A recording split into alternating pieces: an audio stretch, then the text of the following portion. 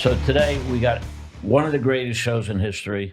We have Peter Millar merch that, money goes to charity, North Texas Food Bank. We got Chris Kline here from Bitcoin IRA, which is a company that started about 10 years ago, Chris? Yep.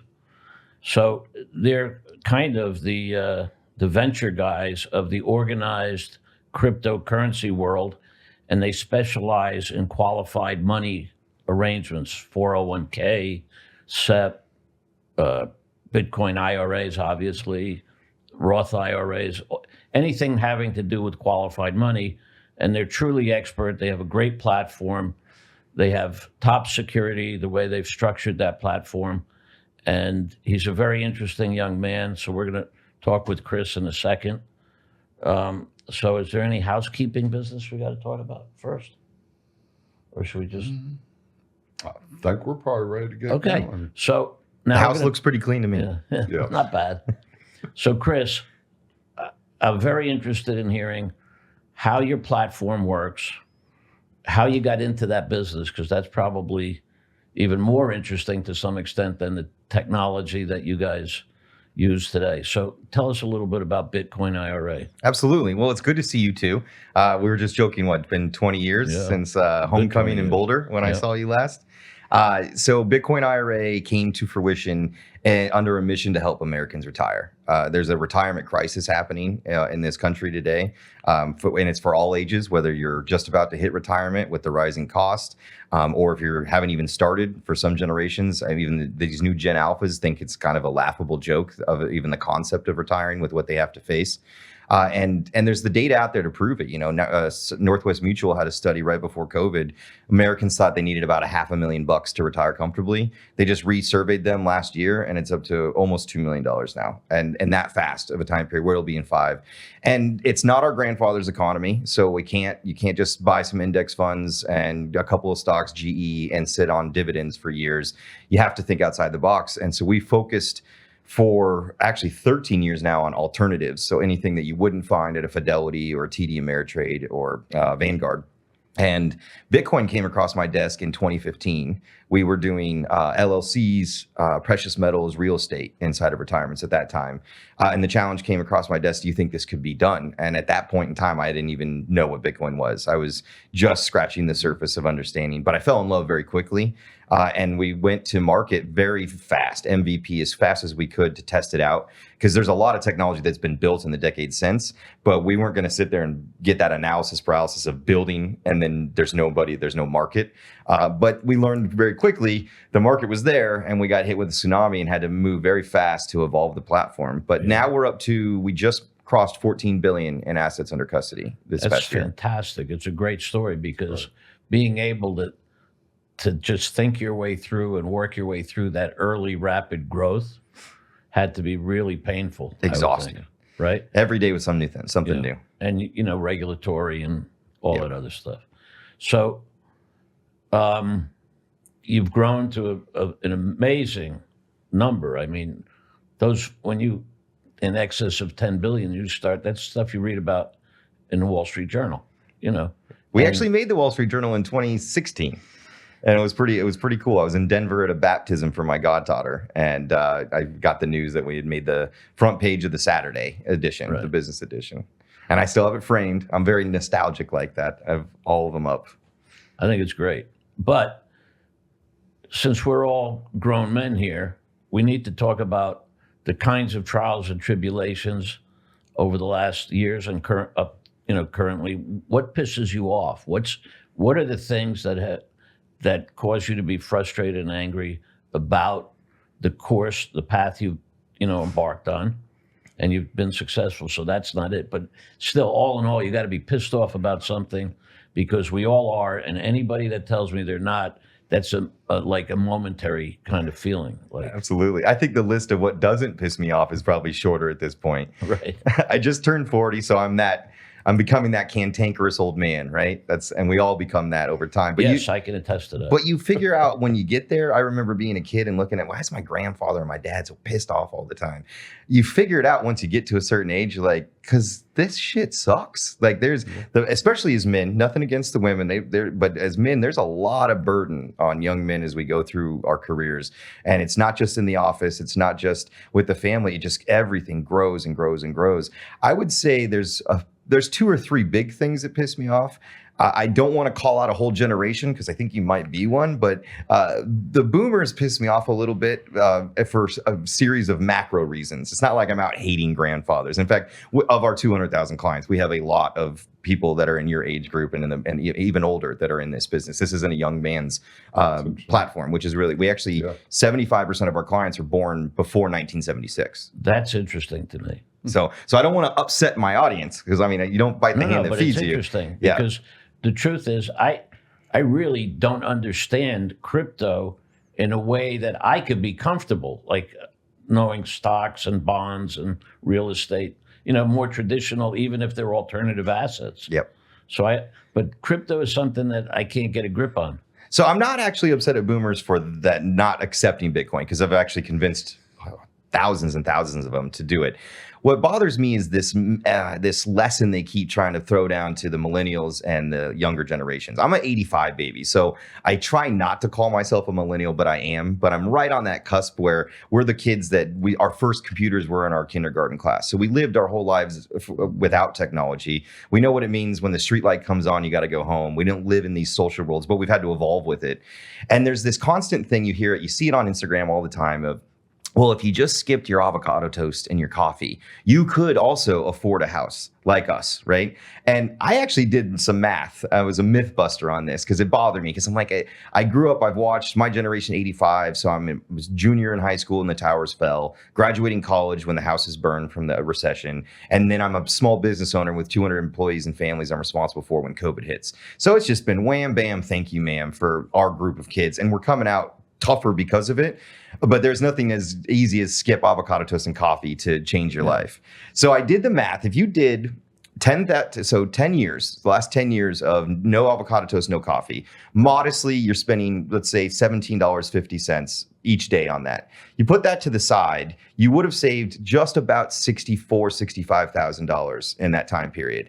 Now, remember, in that time period, the dollar, because we printed it to oblivion, has lost its purchasing power due to inflation. So you got to knock off about a cumulative 20% of purchasing power. So now you're down to $43,000, $42,000 for all that sacrifice, that delicious avocado toast and that coffee every morning. All that sacrifice for 10 years, you're left with $43,000. Not terrible. But now, because of all the money we've injected into this economy, the average median home price is $410,000. So down payment on that's $80,000. You're only halfway through. So the boomers were wrong. If you skipped your avocado toast and your coffee, you still can't afford a house. They forgot the second half of it is you have to invest that savings. And if I ran it on USD indexes, basic treasury funds, I ran it on the S&P, I ran it on all of them, and nothing gets you to that mark. Now, this is the fun part though. If you did it with Bitcoin, so if you took $17.50 of Bitcoin every day for 10 years, you would have 31.5 Bitcoin today, which is about $3.5 million. But nobody was talking about that, right? It was just, if you just sacrifice your coffee and your avocado toast. And I think there's a big gap. And I don't say this is just the boomers' fault, but they are the ones that are in charge still right now. And they took us off the gold standard in 71 and where we're at. You're at a place where financial literacy is about as bad as reading scores. Yeah. I mean, it's terrible out there. And that's what's keeping people back. That's what's making it difficult for Americans to retire and get ready for retirement. And you're absolutely right to a large extent. The reading scores are ridiculous. So people, if you can't read, you can't think, you can't really better your thinking strategies or tools. So you never become a critical thinker. I do understand clearly that there are some investments over time that perform very well. Others are a little bit more staid. You give up, return for security, stability, knowing for stability and so forth. So I understand all that. And I think that the boomers have probably done some disservices, but more along the lines of not helping people learn. Like, to me, in this country, you have an ability to be a much greater country, but we seem to have more ignorance and stupidity than ever before.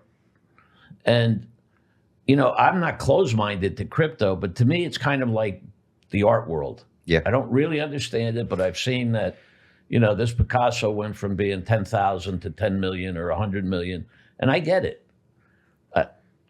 I don't have that kind of money or resource to know that I'm getting a real Picasso. That's the other hard part with it. But you still have the pretense is scarcity, right? Art has value because part of it is that it's rare. It's fine art in particular is rare. Same thing with Bitcoin, right? Yeah, exactly. 21 million will only exist. 19 and a half have already been created. And I won't live to see the last one get created because it gets harder and harder and harder. Back when I started this, maybe a few years before, you could have used the power of a laptop to mine a Bitcoin. Now you need this office building full of mining, and then you have to handle temperature control. So the process by which to create one is getting harder, which I love because the process to make the US dollar is about as easy as some guy in the Oval Office nudges some guy over at the Federal Reserve and they press a button and they print. And they've never stopped since basically 2000. I mean, it's been an ongoing, some version of printing monetary supply, not just us, the whole world. Since you're an expert in crypto, what would be the difference like having a central bank digital coin and just, the government will just say, well, we could either devalue it, we could more. And those have come up. CBDCs is what they're called. China looked at them, a digital yuan. The US dollar, it was actually specifically banned in the Genius Act that just came through last month, which was great. A lot of us applauded that. I don't know about you guys because you are, but I don't trust the government. My biggest thing when it comes to, I'm a little bit of a Reaganite, and it's I'm the government, I'm here to help is like the scariest thing I can hear. They will just do what they did now. It's just going to be in zeros and ones in digital instead of printing it. It'll be the exact same thing. If they can't get spending under control, then they're never going to get currency under control, and they'll never get that under control. Well, we just hit $1 trillion budget. Is that what just happened? Or but we have like $38 trillion debt now. Yeah, it's insane. And that's growing exponentially. And that's the only reason they will probably drop rates is not because they should, because inflation's not quite fixed. But we have to have a means to pay. And we have to have a means to pay. And if those interest payments are so huge, you have to you almost box yourself in. And that probably has a lot to do with the current strategy of partially nationalizing the businesses of choice to our current administration. Yep. But that being said, I want to get back to the Bitcoin thing, because in order for it to have value to a regular guy like me, not just like as a piece of art, because that's kind of an unpredictable up and down thing, I don't understand enough, and I don't know how I don't think I could even transact it properly or carefully or in a way that I could understand it, and all the other millions and billions of people on the planet, how are they going to make transactions? We're only at about 2.5–3% adoption of U.S. households with Bitcoin right now. So, and if you think about that with the scarcity component and 21 million, what will that do as that demand continues to grow? And it took a lot to just get us to this percentage. Right. Platforms like ours and others are starting to make it much more common sense. The early guys with these ledgers and seed phrases and doing these things, that was too complicated for even me. I mean, it was a pain in the ass to do. What you're seeing the next evolution is that it's going to feel a lot of banks are trying to figure out how they're going to build a Bitcoin division. What are they going to do next to have a crypto world inside of theirs? And I think that when you get down to it, right now, Americans are just hoarding Bitcoin. We're not spending it. I can't go to Starbucks or any place. But in other parts of the world, El Salvador, Zimbabwe, Turkey, Argentina. All the places I would want to live. Yeah, well, it's gotten, but you'd be surprised, Google and another big tech company just built skyscrapers in El Salvador. Now, this is a country that's been left behind for years, a banana republic. And the minute that it's been, 21, so 4 years since they decided we're going to throw out our old currency, we're going to embrace Bitcoin. The president's been elected 3 times. There's been no wars, no coups, no natural disasters, and now they have foreign direct investment coming into their country. They were once the bastard of Central America, and they may be the epicenter. They may be the next Dubai at some point because of this decision. And here in the U.S., we're just hoarding it because we're not spending it yet. But there will be a day I always say this, we've been focused on the commas. So we went from when I was a kid, I remember saying, man, if I just made $100,000 a year, I'd be rich, to now I got to make $1 million and I still feel middle class, right? And for my daughter, it could be $5-10 million because we're just putting so much more commas. When you have scarcity, you're going to go the other side. Now you're going to go decimal places, and the Bitcoin goes down to the 10th decimal point. It's called a Satoshi. And there will be a day right now in El Salvador and other places where you go buy your lunch or your Starbucks and it's 1 Satoshi, 2 Satoshis. Yeah, a tap. Yeah, and it's just tap. And the way you keep yourself secure is, okay, you're a long-term investor. You probably have money sitting in accounts that you don't connect anything to, right? The information's on paper. You don't have it in your email. It's an ultra-secure savings account for you. And in order to move funds out of that, there's a lot of steps to the process. That's how we built the Bitcoin IRA platform. Right. It's your ultimate, like your Brinks vault. This isn't something you're using every day, but once you get to the age of retirement and you have to start distributing, you can actually take Bitcoin out in kind as Bitcoin from our platform. So you put that in a wallet like at Coinbase, and that's your hot wallet, and you leave only enough that you need for our monthly expenses. Like my checking account only has what I need for my bill pay every month, just in case that debit card gets compromised. Or like I was joking about, my daughter starts doing stupid stuff on Roblox and those things. Hey, daughters and shopping, you're a dead man. Know. That's another thing that pisses me off. That's something that makes me angry, I'll tell you what. Your daughter is just a tweenager. Yeah, I know. Okay. I got a daughter that's a full-blown shopping expert teenager. Okay. And I told her, and I know you want to be in the medical field and I know you'll be successful, but no matter how successful you're not going to afford this. You better find a really nice billionaire. Yeah, exactly. Well, that's what I said. So one thing I do love is that this generation is going to have to think about college in a whole nother way. So your son, Eric, and I, we went because that was what we had to do. If you didn't go to college, you didn't have a chance. And that game, I think, is over in a lot of ways. I have dinner with some people in Austin, the vice president and president of HT and SMU this week. And a part of what I'm going to talk to them about is there's no work-life studies. These kids are coming out with a degree in fine art or a degree in this. I have 200 employees. I haven't hired a graduate of college as their first job in 5-6 years because there's too much you have to get them trained on just to be a functioning member of a company. Some of them come out, they don't even know how to use Outlook. I know you at least know how to use email for sure. Yes. Yeah. But there's a big gap there. And for my daughter, I am not going to push. She's got her Roth set up with her Bitcoin and things and Ethereum. She's pretty much, we could pay for maybe a couple years of Harvard now if she even got in there, which I know that's going to be hard.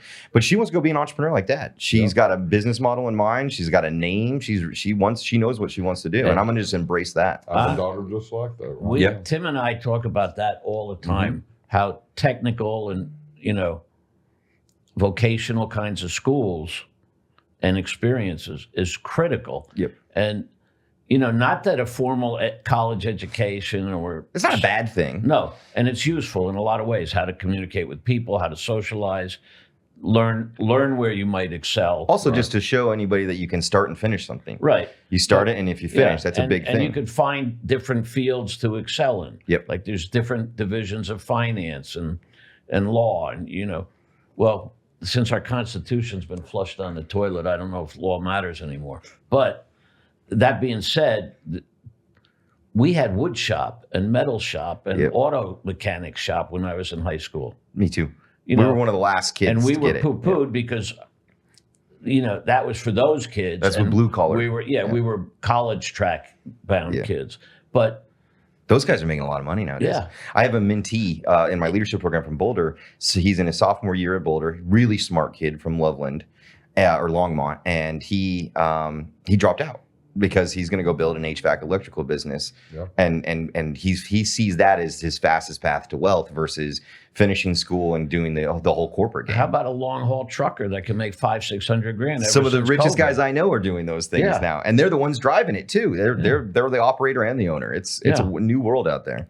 I think that my mom didn't want me to do construction. Of course, I was a 4th generation contractor, is what I would have been, and her one thing was, you are not going to swing a hammer for a living. And which was, I mean, I did all of it through the summers. My dad made me do every trade through the summers and he made it painful. It was one of those, the day starts at 7 o'clock. If I was there at 7:01, it was good afternoon. Here's a shovel, go dig a useless hole. And if I ever showed up to the job site hungover in my college years, it was the worst jobs. And they would work me till I threw up, basically. Yeah. Just carry this stuff upstairs and then, okay, carry it back downstairs. Now, those things pissed me off as a kid. I love them now. I think those are the things that you got to do. We've gotten, and this is another thing kind of pissed me off because now I'm moving. I was in LA. I'm now in Scottsdale. I've been there since March. I'm going through the school experience in a new city. And it's better than LA. I'll give you that. It's a better experience. But man, have we gotten soft with our kids. What did Richard Pryor used to say? Maybe we should beat our kids a little bit more. Like, I'm not saying but we've lost that. And then every other kid, is now their influences upon each other. Right. So when you're tough, all of a sudden you're the bad guy for being tough. And that just drives me crazy. There's tough, and then there's like emotional IQ, right? Mm-hmm. But what's interesting to me with guys that are your age group, this Garrett with the pizza stores, his kid came home, right? Came home and daddy, I got this participation trophy. Oh yeah. He took that fucking threw it in the trash. Threw it in the trash. Amen. And said, there is no trophy for showing up. Showing up. I had to work my ass. You see all those trophies in my office there? I got that because I'd broken bones and throwing up and all these things that he had to experience to win a fucking trophy. Yeah. Right? And this generation, and they said it with mine, and there is a piece of mine for sure, but there's those kids, I can see them now grown up. They're way different than like Eric and I. We're driven. Mm. We've got accountability. We have ambition. We know that there's going to be good days, bad days, and we can get through those things. And I think that's because your generation was the last to have any attention by the two generations that preceded me, my parents and my grandparents. So he was able, he was little, but he actually saw that connection and that demand to make yourself the best garbage collector you could be, or whatever your career is. But it was about getting educated and doing the best you could. Mastering your craft. Right, and being the best you could be every day. Being ethical, being honest, being compassionate, empathetic, whatever. But when it came to work, you did the best you could do every day. And if somebody fired you, that's like, to me, learn from it. Like, tell me why you're firing me. That mentality, the best thing that ever happened to you is getting fired, is actually a really true statement. Yeah. I got fired from a bar once, bartending in college, because I had to work a double and I was not in a great mood, and the manager pushed me the wrong direction, and I just popped off a little chip on my shoulder. But it was healthy because it made me realize, and because I was the top performer. I've always been the top performer, valedictorian of this, president of this, president of this. So it's like you get this little chip on your shoulder as a high performer, and it was a good, nice little check in the gut of you are not untouchable. Yeah, and again, the drive is something that's taught, though. It's learned. Yeah. Right. So you can't get it from a book, and that's the problem with colleges. Like, there's not enough hands-on practical work. Yep. I'm not talking about chemistry lab. I'm talking about in all these other fields. How to answer the phone. Yeah. They're terrified of the phone. Yeah. I hire somebody for customer service that's just out of college, and they have to have like anxiety training on how to handle the phone calls coming through. That's because all they do is text. Thumbs all day. Thumbs all day. It's crazy. And that's just a basic human communication concept that's been lost. And now, like, if I look at my daughter's phone, it's like hieroglyphics. They went backwards. They just use these little emojis to communicate everything. And it's like, that's what the cavemen were doing on the caves. Yeah. We evolved a whole language here. It's a beautiful language. And you guys went backwards to pictures? But that's what technology can do to you. It can take you so far, but then it starts to, there's a diminishing rate of return on these things over time. That's something, if you get a handle on that, the world will change, because I see all kinds of detriment to all this great technology. Yeah. And that is when you can't take your face or ear off the phone or your thumbs off the texting board, you're fucked. Yep. I mean, we go to restaurants, right, Tim? People don't even talk anymore. No, they're just sitting there on their phone the whole time. Yeah.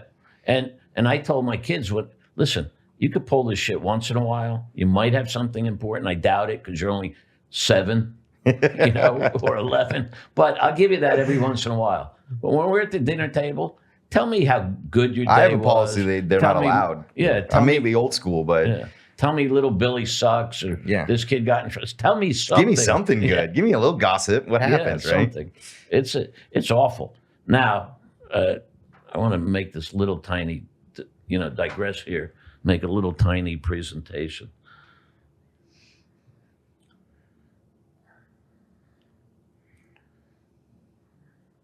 By the way, thank you for the quarter zip. I can't wait till it's not 120 degrees. Well, it'll cool down at nights. You'll get hot during the day, cold at night. I'm looking forward to that. Oh yeah. Oh yeah. So this is something that. Ooh, that's pretty sick. This from Eric? Yep. That's really cool. And my new house in Scottsdale has a golf cart parking spot. It's literally designed for it. And the neighborhood, everybody drives them around. That's the style down there. So, he's an expert in golf carts, but this is what he wants to put in your driveway. I think that's awesome. That looks so cool. This could be, if it's branded, it's a tax write-off, right? Well, you just have the company buy it, use it for marketing. Cruise it around. Because you can take these things anywhere. They're street ready, right? Yeah, they go 35 miles an hour. You're not going on the freeway, but I'm up in the north side of the city where it's all empty. Yeah, it's all residential. That's really cool. Really practical. That's really cool. Yeah. So I wonder if I could put it on. Oh yeah, there we go. That's a pretty cool looking golf cart right there. IRA super loaded golf cart that. It looks like it's got speakers in the back and everything. Yeah, you could live in this thing. All it needs is a shower. Yeah. Well, it'd be good, Izzy wants to start learning how to drive. That's a great place to start as a golf cart. I learned on a tractor. Absolutely. Well, I will tell you that in the neighborhood that my youngest kids grew up in, we used to ride bikes. Nobody used their bike. I had 3-4 bikes. Kids rode them like one time. Yeah.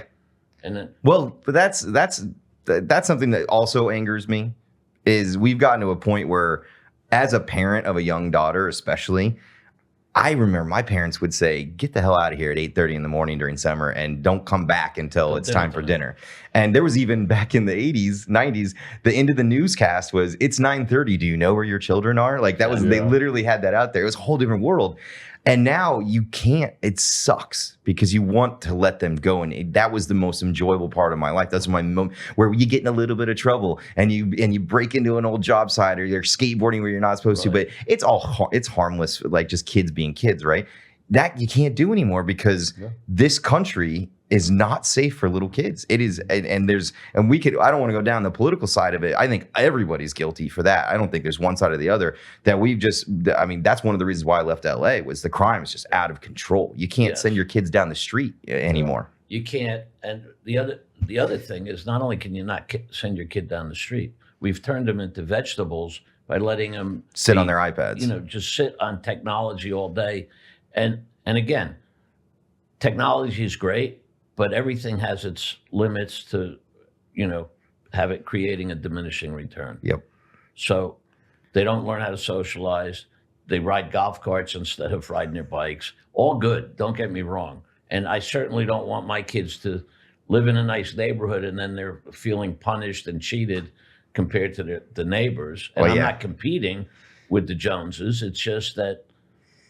That's ingrained in American capitalism, though. That's just how it is. It's always from marketing to everything else. That's the game. So it's hard to be a responsible, authoritarian type parent and also have compassion for what your kids competing with or doing. So life is so much more complicated. Even the TV shows we watch. I mean, now it's. Well, I remember when I was a kid, there was no nudity, there was no anything and now if you just. Like a streamer, the things that are out there now, these new shows you catch on Netflix, I'm like, whoa, there's no rules anymore. And again, call me old school, but I think we might have you can toe the line and then you can sprint right past the line. And I think there's some places in our world. That would have absolutely been. That's something you had to get in the back of the video store and look like a weirdo going to get it. 2.5 Men.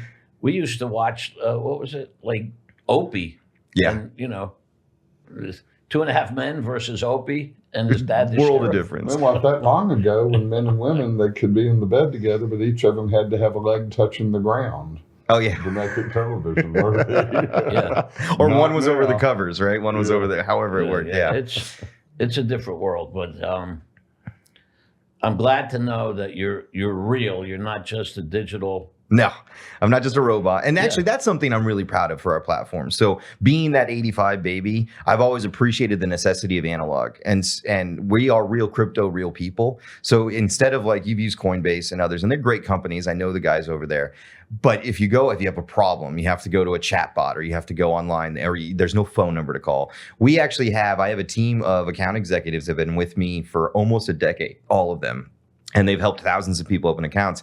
And you can call a phone number. I've memorized it if I can share it. Go ahead. It's 877-936-7175. And you can call any time of day, business hours, and usually you're on the phone in about 90 seconds with a real human, because retirement's not a one size fits all. There's yours, there's mine, everybody's got a little different. And we've kept that analog piece to our business. So I want you to repeat that number again, but after you answer this question. Yes, sir.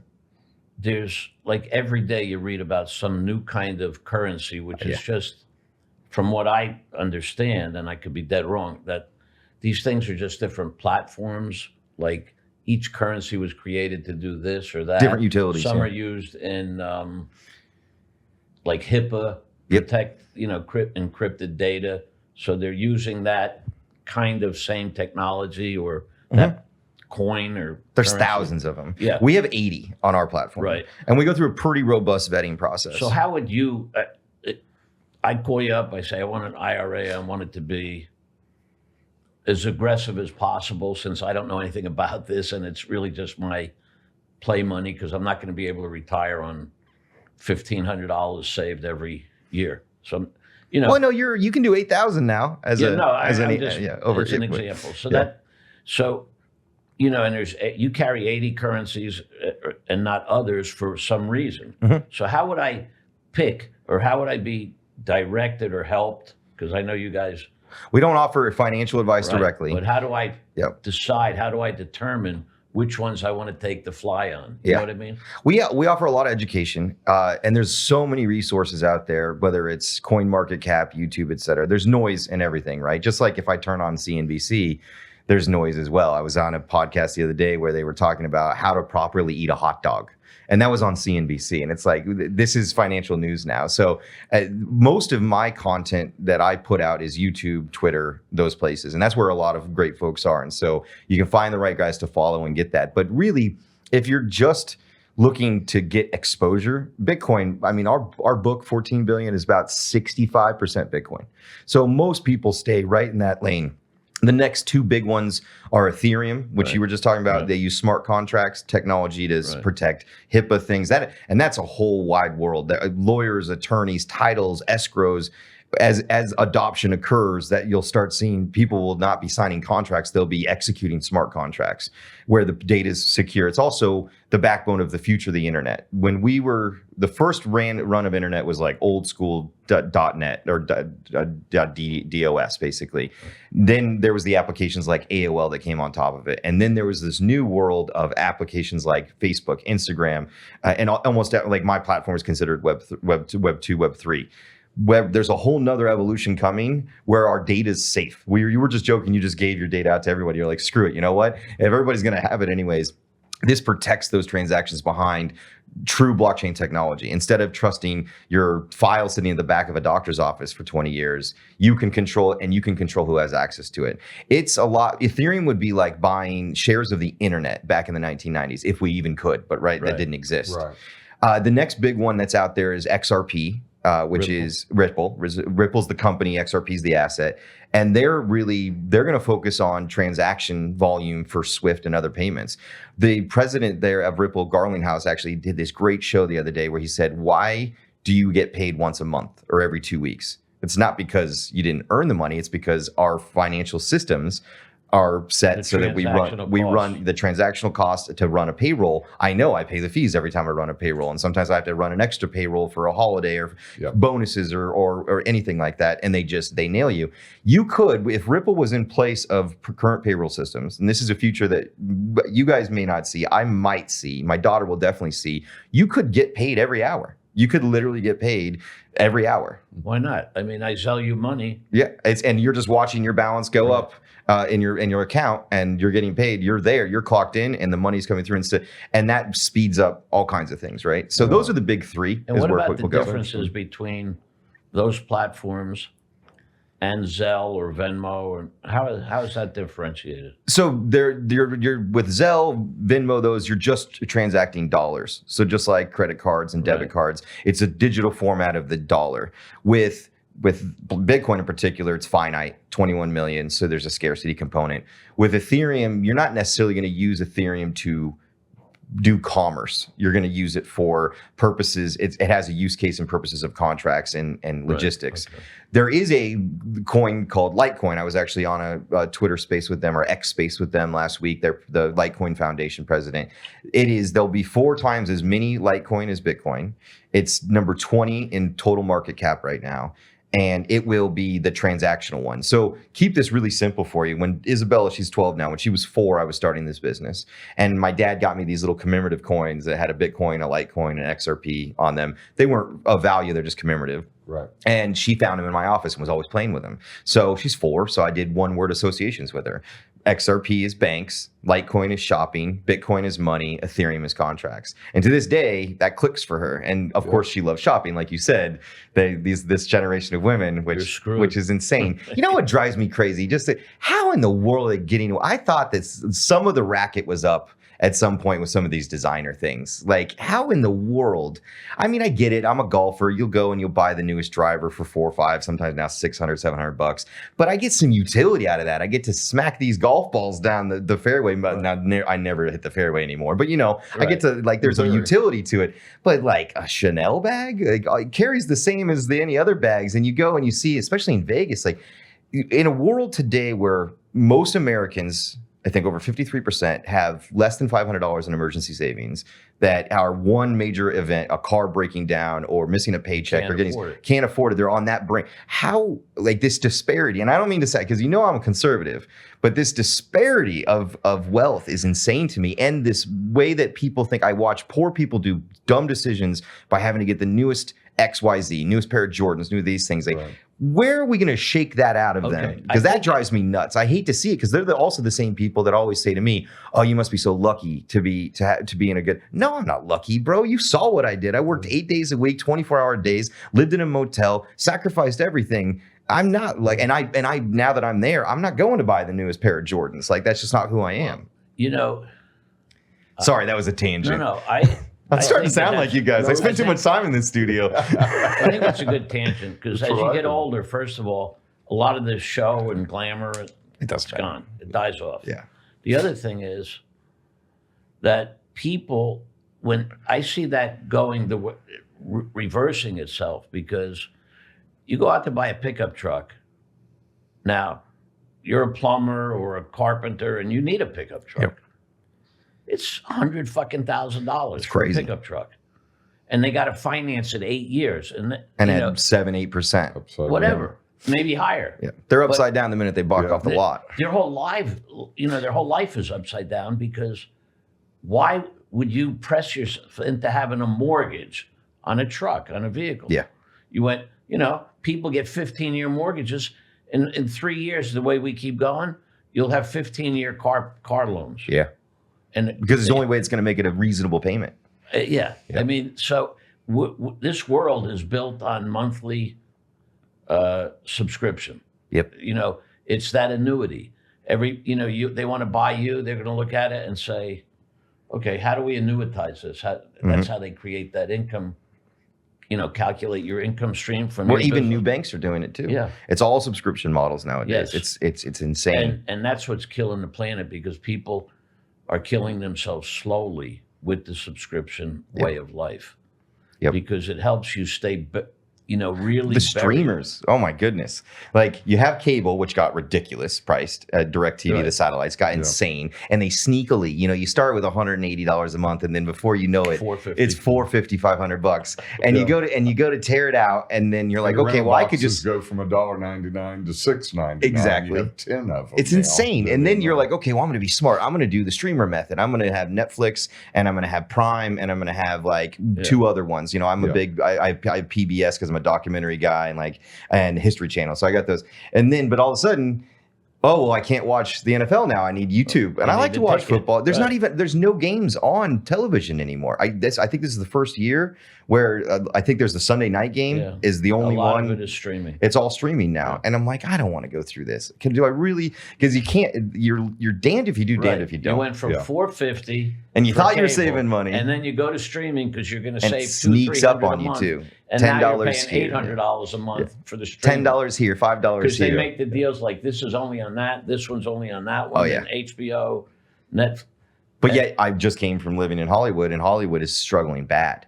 I mean, Izzy went to Catholic school there in Woodland Hills, and donations year over year after COVID was bad in general because there was nobody making. But now what's happening is instead of the big studios are not paying out, they're doing these 10 like episode limited series. So all the people, not just the stars, but everybody downstream, instead of having a 25-year or 25 episode contract or a 3-year contract like the Seinfelds and the Friends were made back in the day, it's truncated. And so donations at most all the private schools in that area are down like 50% year over year because people are tightening their belts everywhere. There's a recession happening, whether anybody in DC wants to admit it. Has always been my stance. Well, government has become the quintessential expert in everything of spin, not just corruption, but pointing their finger to the other.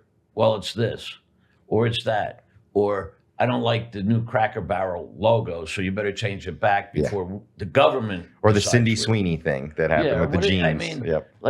Well, if we're focused on 3 days of some Coldplay concert, if we're focused on and the left and the right are doing it. Nobody's innocent in this. They're both doing it. It's a 24-hour news cycle. I see it with Bitcoin now. There's buzz about tariffs and it tanks, and then 2 days later it's back up. Like if anything's a pulse of what's happening in the 24-hour cycle, look at financials right now.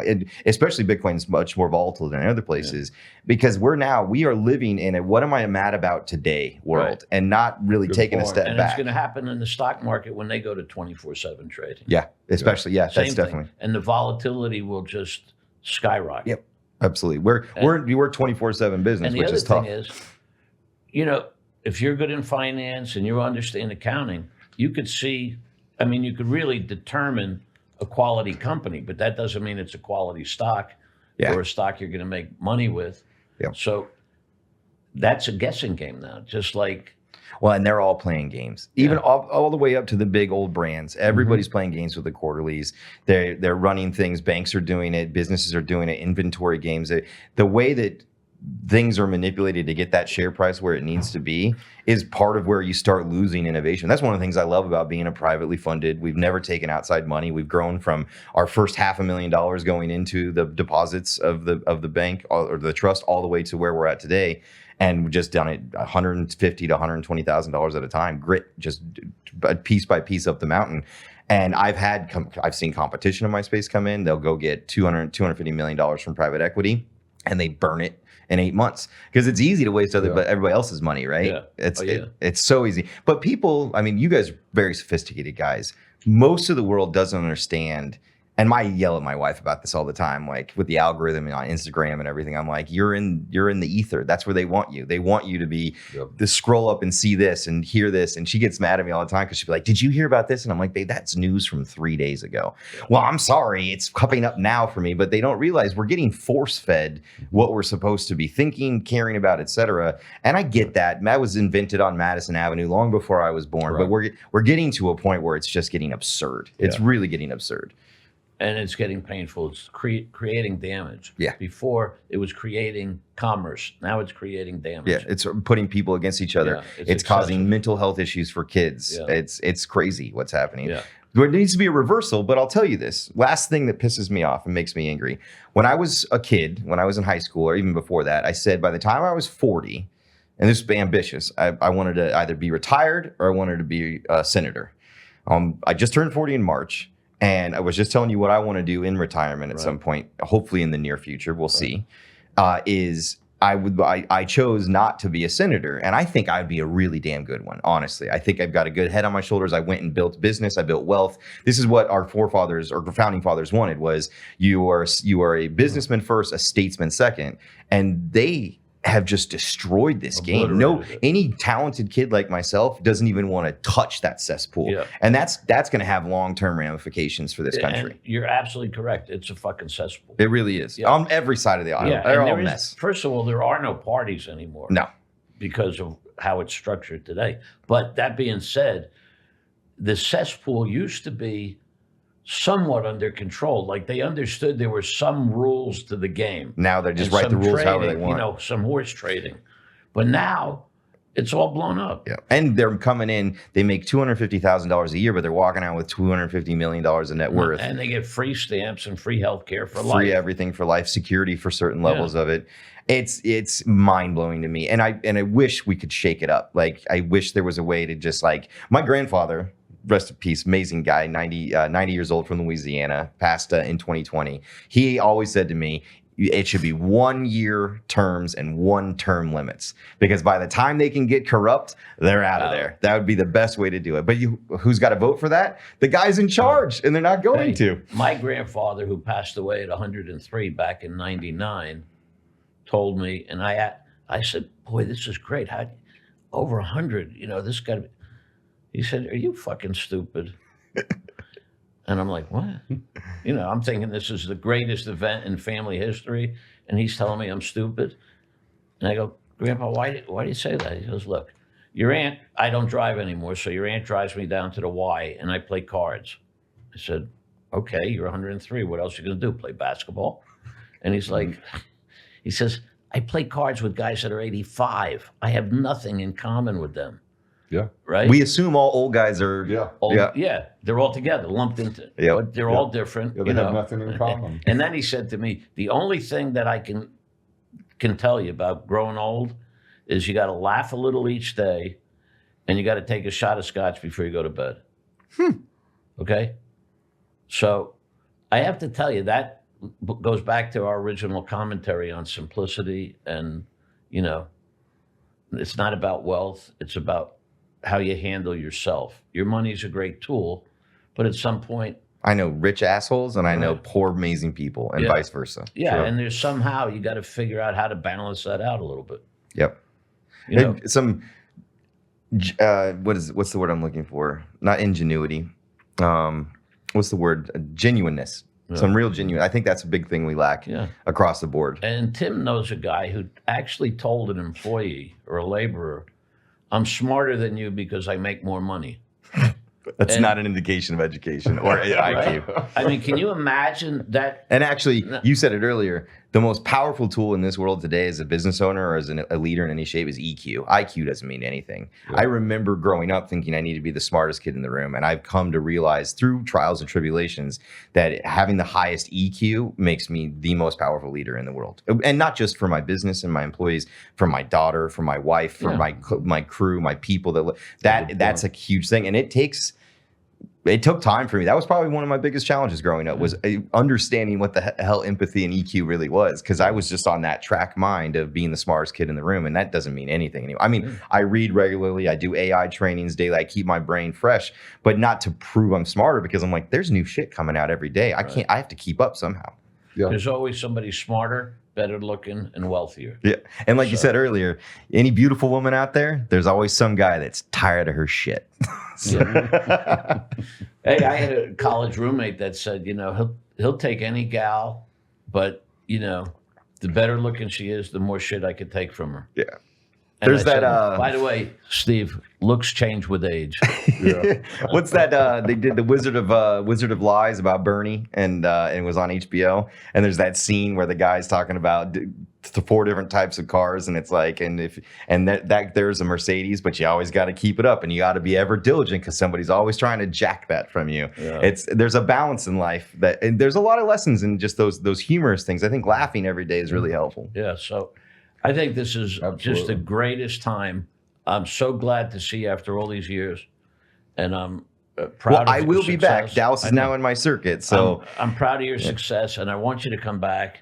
And when you become that history teacher or professor, I'd like to take your course. Okay. All right.